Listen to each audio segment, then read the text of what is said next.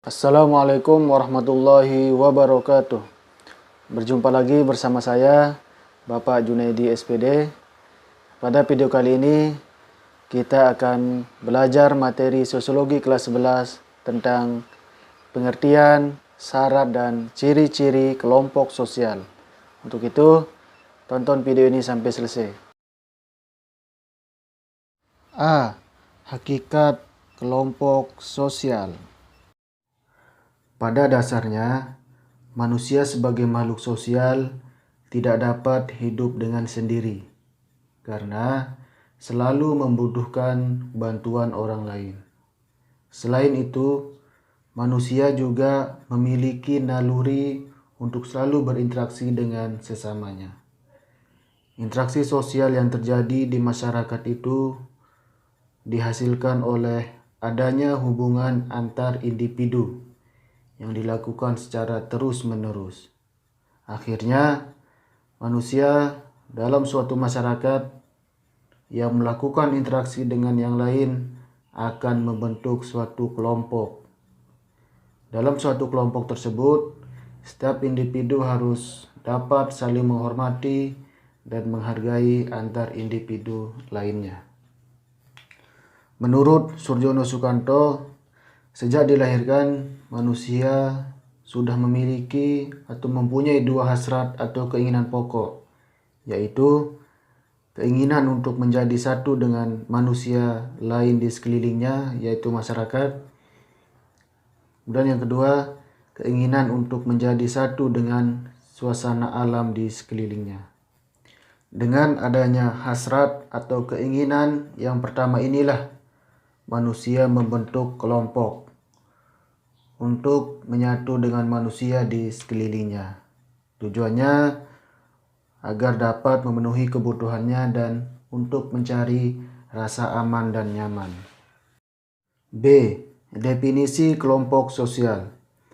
Masyarakat merupakan kumpulan individu yang saling berinteraksi antara satu dengan yang lainnya. Individu yang terdapat di masyarakat tersebut dapat membentuk kelompok dalam masyarakat. Dalam Ensiklopedia Nasional Indonesia, kelompok adalah suatu himpunan yang terdiri atas minimal 2 orang dan terjalin karena adanya saling membutuhkan. Kemudian, dalam kamus sosiologi, kelompok sosial adalah kesatuan atau himpunan orang-orang yang saling berinteraksi dan memiliki kesadaran dalam satu ikatan.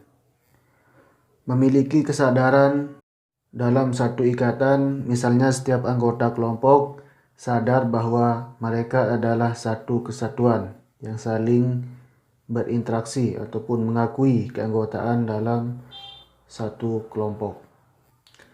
Kelompok sosial bukan hanya merupakan kumpulan manusia, tetapi juga mempunyai suatu ikatan psikologis, yaitu diwujudkan dalam bentuk interaksi sosial secara tetap dan struktur.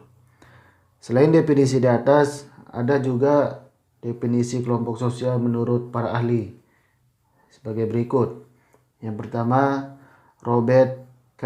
Merton menyatakan bahwa kelompok sosial adalah sekelompok orang yang saling berinteraksi sesuai dengan pola-pola yang telah matang. Pola-pola yang telah matang yang dimaksud adalah cara-cara ataupun kebiasaan dalam berinteraksi atau berperilaku dari setiap anggota yang sesuai dengan norma ataupun aturan yang berlaku di dalam kelompok tersebut. Yang kedua, Paul B. Horton dan Chester L. Huhn. Kelompok sosial berarti setiap kumpulan manusia yang memiliki kesadaran akan keanggotaannya yang saling berinteraksi.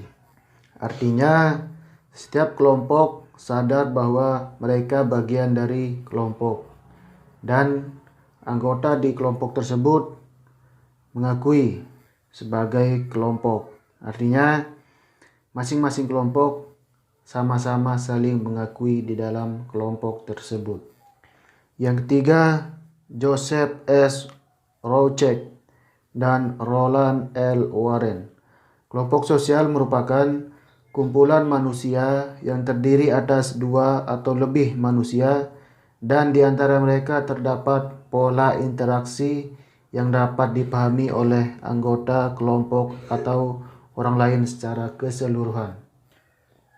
Yang keempat, Surjono Sukanto mendefinisikan kelompok sosial sebagai himpunan atau kesatuan-kesatuan manusia yang hidup bersama karena saling berhubungan di antara mereka secara timbal balik dan saling mempengaruhi dan juga suatu kesadaran untuk saling menolong. Artinya di dalam kelompok tersebut ada hubungan timbal balik ataupun interaksi dan juga ada kesadaran untuk saling tolong-menolong sesama anggota kelompok. Jadi dapat disimpulkan bahwa kelompok sosial adalah himpunan manusia yang berhubungan timbal balik satu sama lain dalam sebuah struktur sesuai dengan pola-pola yang telah matang. C. Syarat-syarat kelompok sosial. Menurut Narwoko, syarat kelompok sosial sebagai berikut. 1. Setiap anggota kelompok harus sadar bahwa dia merupakan bagian kelompok yang bersangkutan.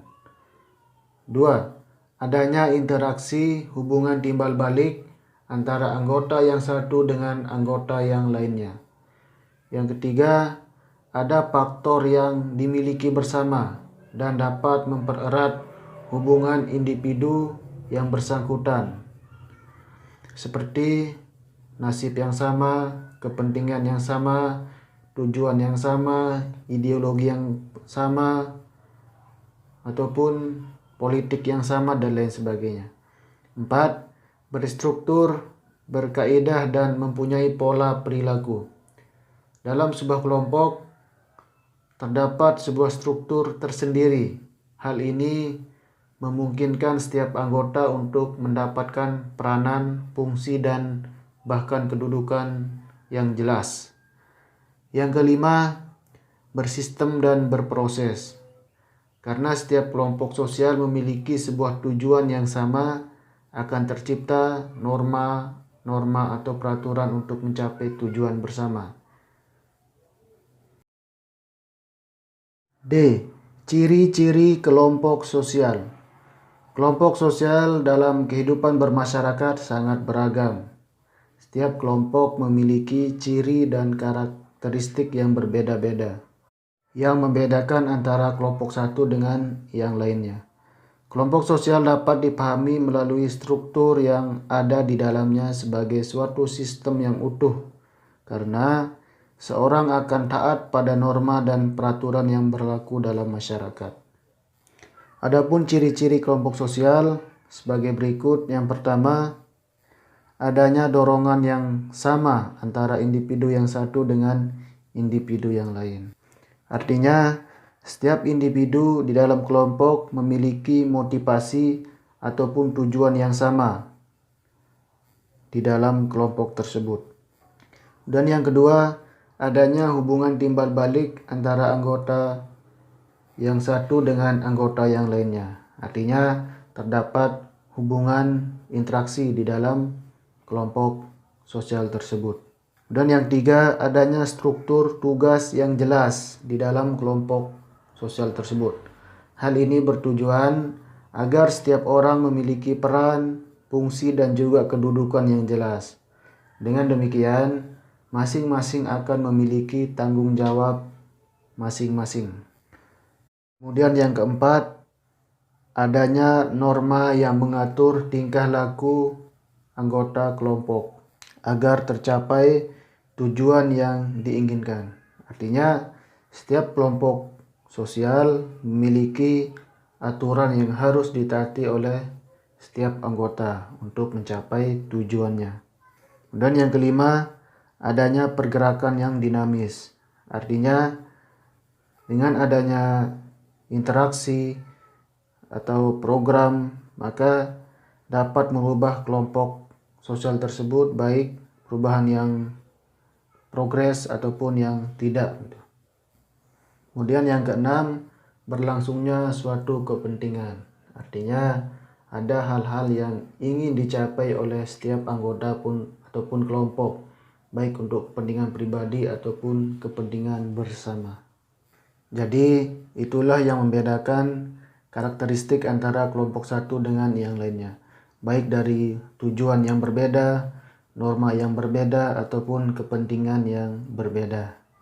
Jadi itulah pengertian, syarat, dan ciri-ciri kelompok sosial. Kurang lebihnya mohon maaf. Wassalamualaikum warahmatullahi wabarakatuh.